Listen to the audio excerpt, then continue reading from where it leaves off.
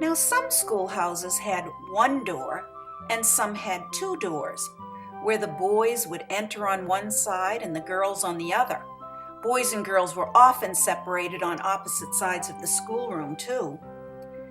In many schools, when you entered the front door, there might be a small cloakroom where they hung their coats and their hats and they stored their dinner buckets. Let's look inside a very early schoolhouse, way back in the 1800s.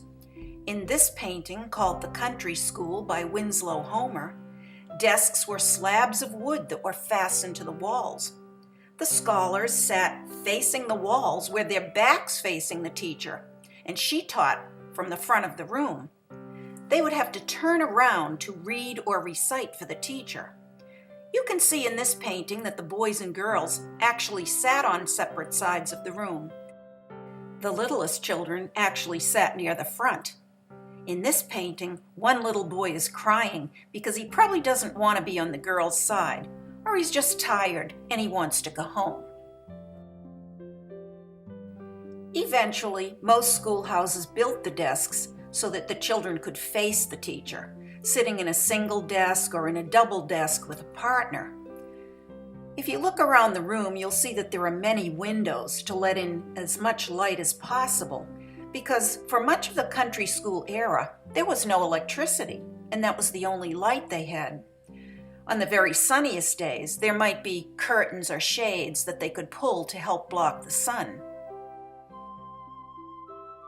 Attached to the walls, there was usually a blackboard that could be made of wood that was painted black so that the teacher could simply write their lessons with chalk, or if they were very lucky, the school might have blackboards that were made of slate, which was a very strong black stone. On these beautiful smooth blackboards, those teachers could write a lesson, erase a lesson, and write another one, or they could call the groups up to work right at the board.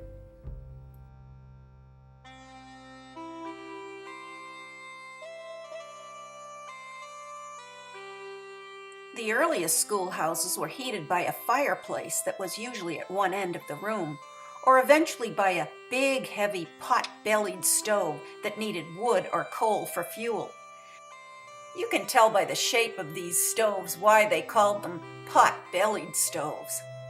The bigger boys had to carry wood from the woodpile that was out the back of the school, or maybe from a woodshed, to keep that stove burning in the coldest of weather.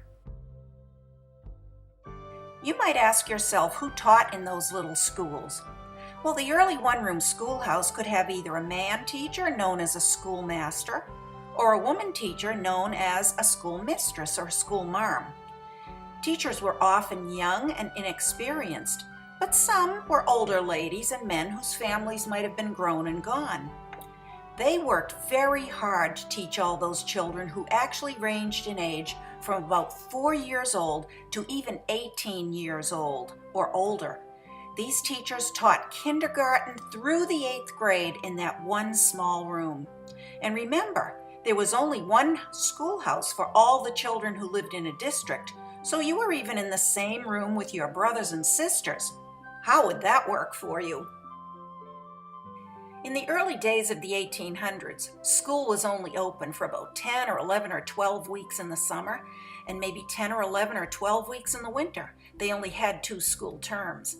There was no school in the spring or the fall because those were the very busiest seasons on the farm, and children were expected to stay home and help with the farm work.